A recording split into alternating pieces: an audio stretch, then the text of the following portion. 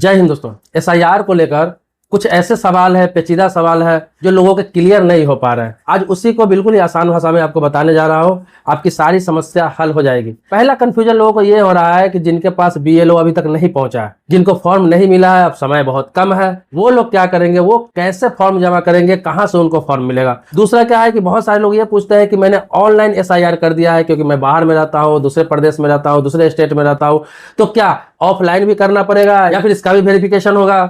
अगला सवाल यह है कि ऑनलाइन मुझे करना नहीं आता है तो मैं कैसे करूंगा।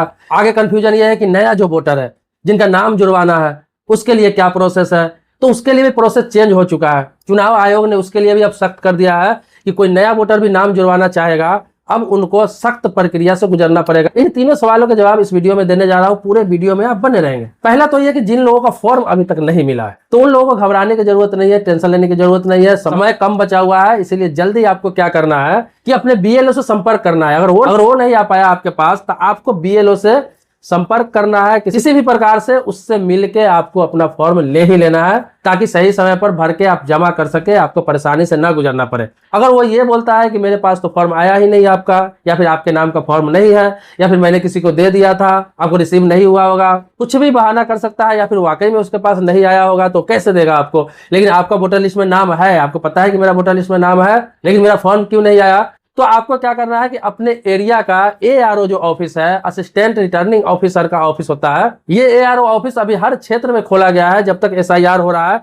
आप वहीं से फॉर्म लेकर भरकर वहां भी डायरेक्ट जमा कर सकते हैं। दूसरा क्या है कि वहां से फॉर्म लेके आप फिर बीएलओ के पास भी जमा कर सकते हैं। तो आप खुद से करना चाहे तो बिल्कुल आसान प्रक्रिया है। तो आपको एआरओ का ऑफिस पता करना है, असिस्टेंट रिटर्निंग ऑफिसर जिसे सहायक निर्वाचन पदाधिकारी भी कहा जाता है। तो एआरओ का ऑफिस आपको आसानी से मिल जाएगा, किसी से भी पता कर सकते हैं अपने पंचायत में। आपके पंचायत में नहीं होगा तो कभी कभी 4-5 पंचायत पर एक बनाया गया हुआ है, कहीं कहीं है कि तहसील में बनाया गया है, ब्लॉक में बनाया गया हुआ है, तो आपको पता कर लेना है। कोई भी आपका जनप्रतिनिधि बता देगा, आप वहां जाइए, वहां से फॉर्म निकाल के हाथों हाथ आपको देगा।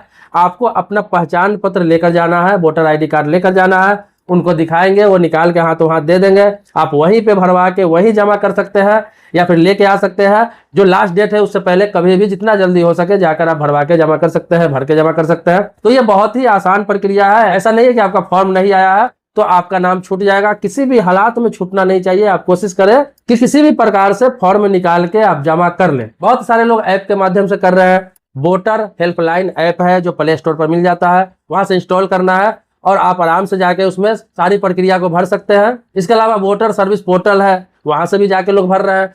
तो ऑनलाइन जो लोग कर रहे हैं या फिर सीएससी के माध्यम से करवा रहे हैं या फिर कहीं साइबर कैफे के माध्यम से करवा रहे हैं, कंप्यूटर सेंटर के माध्यम से करवा रहे हैं, किसी भी प्रकार से कर रहे हैं या करवा रहे हैं, तो आपने अगर ऑनलाइन कर लिया हुआ है, सारा डिटेल सही सही डाल दिया है आपने, आपका सबमिट फॉर्म हो गया हुआ है, उसके बदले में आपको रेफरेंस आईडी मिल चुका है सबूत के तौर पर, जो रिसीविंग के तौर पर आपको रेफरेंस आईडी आपके मोबाइल पर आएगा, मैसेज के तौर पर आएगा। तो वो अगर आईडी आपको मिल चुका है तो अब आपको ऑफलाइन करने की जरूरत नहीं है। किसी प्रकार का कोई अलग से फॉर्म भरने की जरूरत नहीं है, बीएलओ को खोजने की जरूरत नहीं है, क्योंकि आपका फॉर्म जब सबमिट होगा तो ऑटोमेटिक बीएलओ के पास वो चला जाएगा नोटिफिकेशन, और बीएलओ उसे सबमिट कर देगा। आप उसे ट्रैक कर सकते हैं, आपको पता चल जाएगा स्टेटस ये एक्सेप्ट हुआ है या रिजेक्ट हुआ है। अगर रिजेक्ट हो जाता है तो फिर जो 1 महीने का समय आपको मिलेगा 5 अगस्त से लेकर 4 सितंबर तक, तो उसमें आपको क्या है कि जो प्रॉब्लम रहा हो, किसी कारण से आपका रिजेक्ट हो गया हुआ है, उस चीजों को फुलफिल करना है, फिर फाइनल लिस्ट में आपका नाम आ जाएगा। तो जो लोग ऑनलाइन कर चुके हैं उन्हें ऑफलाइन करने की आवश्यकता नहीं है, सिर्फ रेफरेंस आईडी आपको अपने पास रखना है और जब ड्राफ्ट सूची जारी हो तो उसमें आपको अपना नाम चेक कर लेना है। नहीं होगा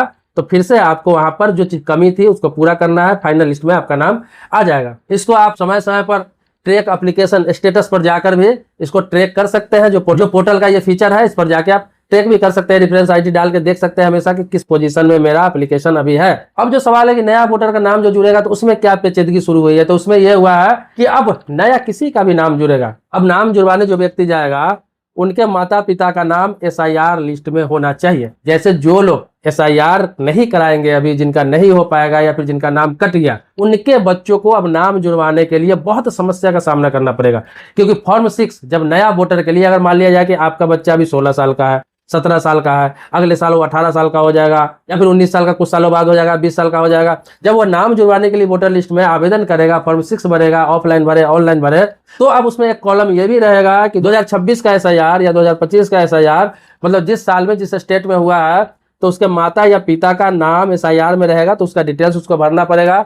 उसी के आधार पर उसका नाम जुड़ेगा कि आपका माता या पिता का नाम या दादा या दादी का नाम एसआईआर लिस्ट में है, तभी आपका नाम आएगा, जुड़वा पाएंगे, अन्यथा कभी भी उसका नाम वोटर लिस्ट में नहीं जुड़ेगा। इसीलिए यह महत्वपूर्ण हो गया हुआ है कि घर के सदस्य का नाम एसआईआर में होना ही होना चाहिए।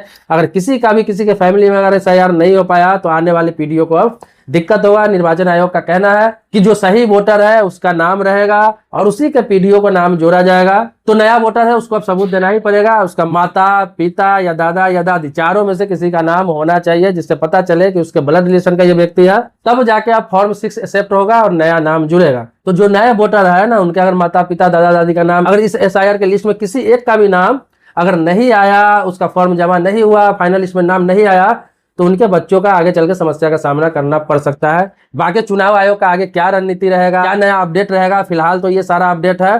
तो इसीलिए एसआईआर पर ध्यान दीजिए, एसआईआर पर थोड़ा सीरियस होकर अपना एसआईआर करा लीजिए, ताकि आपका नाम वोटर लिस्ट में बच जाए। चाहे ऑनलाइन तरीका हो, ऑफलाइन तरीका हो, फॉर्म नहीं आया तो क्या तरीका होगा, ये सारा मैंने आपको बता दिया है। अभी कुछ समय ही बचा हुआ है, इसीलिए जल्दी जल्दी ये काम करा ले।